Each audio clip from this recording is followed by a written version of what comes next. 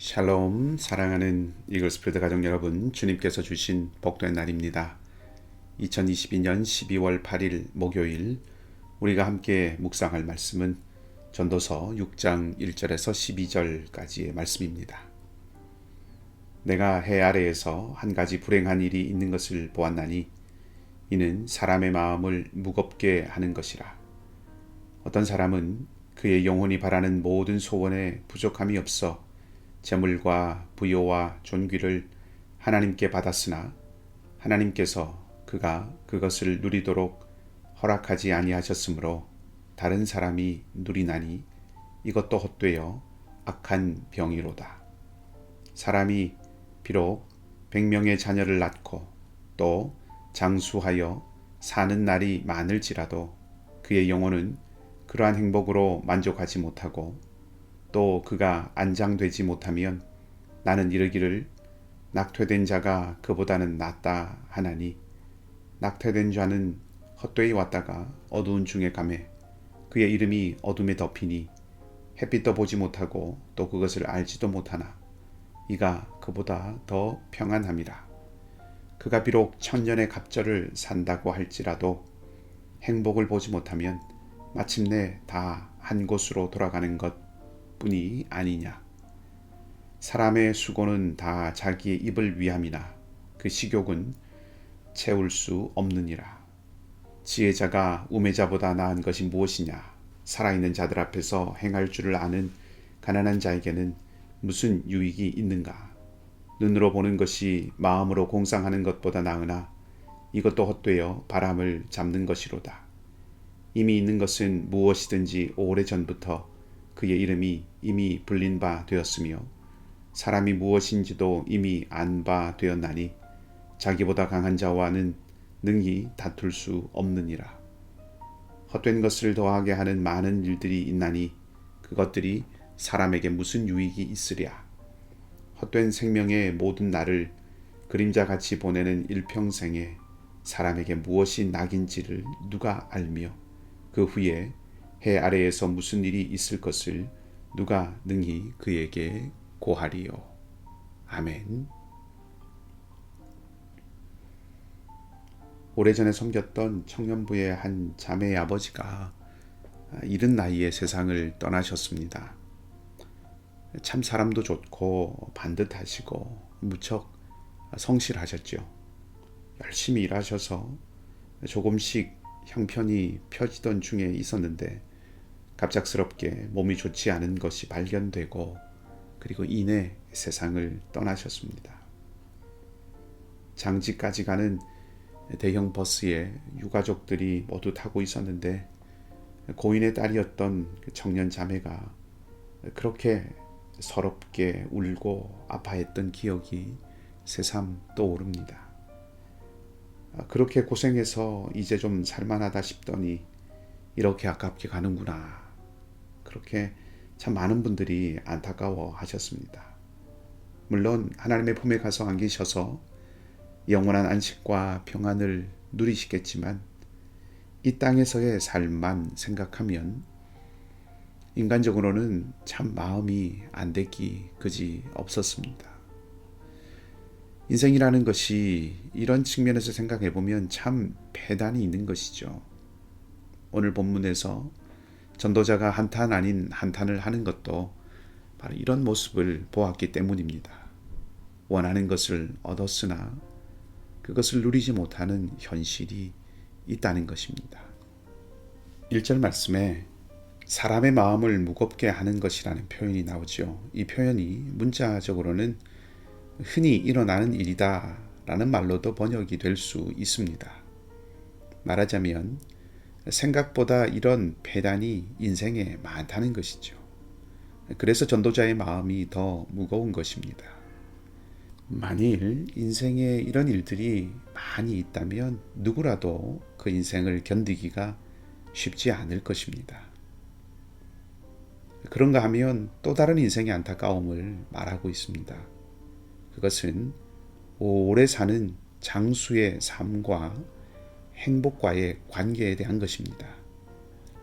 장수, 오래 사는 것이 인생의 복이지만 만일 그 오래 사는 삶이 행복이 아니라 거칠고 또 고난으로 근심으로 가득 메워진다면 오래 사는 것이 과연 얼마나 복된 것인가 하고 전도자가 묻고 있는 것이죠. 그 오래 산 삶의 마지막이 평안으로 끝나는 것이 아니라면, 평안히 그 생을 마치지 못한다면 그것은 또한 얼마나 더 안타까운 것인가 하고 전도자는 묻습니다. 이렇게 본다면 오래 사는 삶, 장수 그 자체가 행복이라고만은 말할 수 없다는 것이지요. 오늘 전도자는 이런 삶의 안타까움들을 이야기하는 것을 통해서 삶에 대해서 부정적인 교훈을 주고 삶에 대해서 부정적인 인상을 심어주고 싶은 것은 결코 아닙니다. 오히려 전도자의 이 지적을 통해서 패단과 안타까움이 있는 그런 삶을 살아가고 있는 사람들, 아픔을 겪고 있는 사람들을 생각하고 그 안타까운 일에 어떻게 격려로 또 용기로 함께 해줄 수 있을까? 우리가 그것을 생각하며 살아가야 한다는 역설적인 메시지가 들어 있다는 것입니다.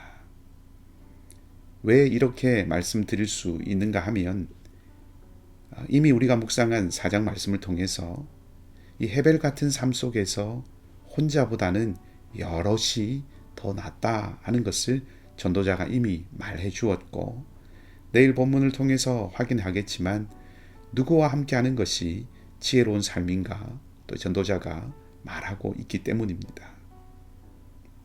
결론적으로는 안타까움과 패단이 생각보다 많은 것이 이 땅에서의 삶이기 때문에 나의 유익만 구하거나 내세만을 생각하거나 하는 것보다는 도리어 현재의 삶 속에서 서로가 서로를 위해서 존재해주는 이른바 공동체의 삶을 살아야 한다는 것을 이 전도자가 권면하고 있습니다.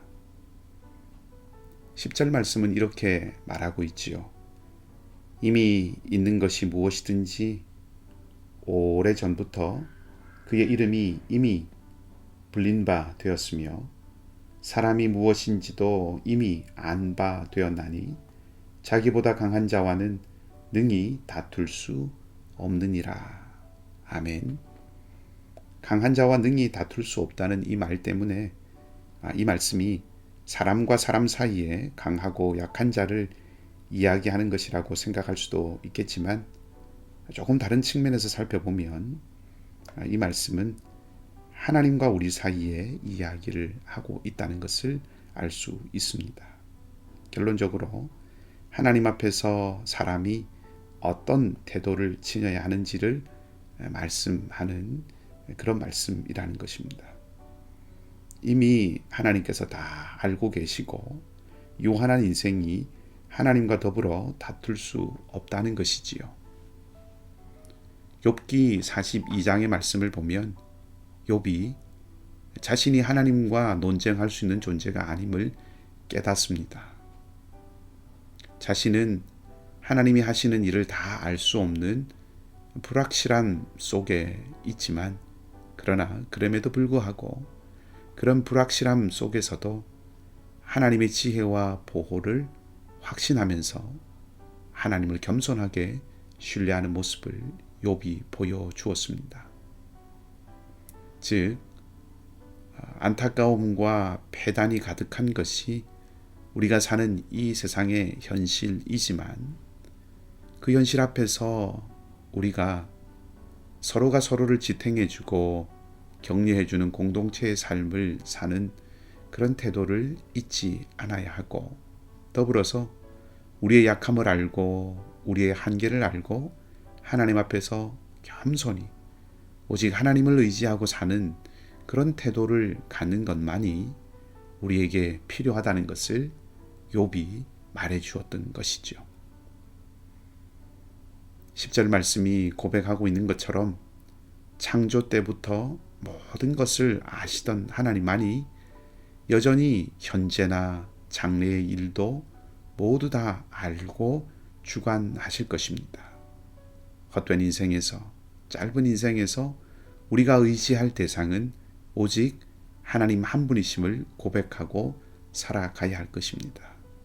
그리고 우리 곁에 형제와 자매를 이 패단이 많은 세상에서 더욱 보듬어주고 품어주고 안아주고 살아가야 할 것입니다.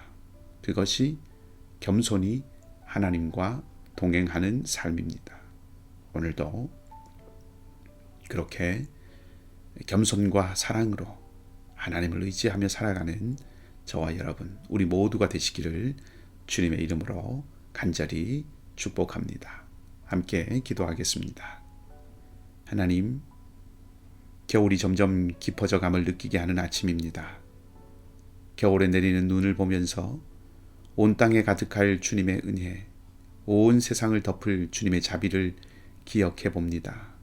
사랑의 하나님, 오늘도 우리에게 오셔서 우리를 붙들어 주시고 우리의 마음을 지킬 수 있도록 생각을 감찰하시고 우리와 함께 하시는 은혜의 증거들을 보여 주시옵소서. 그리하여 이 땅에서의 우리의 삶이 감사와 기쁨이 때때로 흘러나와 살아갈 만한 하루가 되게 하여 주시옵소서. 패단이 많고 안타까움이 곳곳에 함정처럼 도사리는 인생길이라고 해도 낙담하지 않고 주님의 선하심을 바라보며 우리가 서로를 위한 곁이 되고 지지대가 되는 삶을 살아갈 수 있도록 소망과 용기를 더하여 주시옵소서. 투병 중에 있는 사랑하는 지수자매를 꼭 주님 기억하여 주시고 치료의 모든 과정 가운데 세밀하게 함께하여 주시고 주님께서 힘과 능력이 되어 주시옵소서.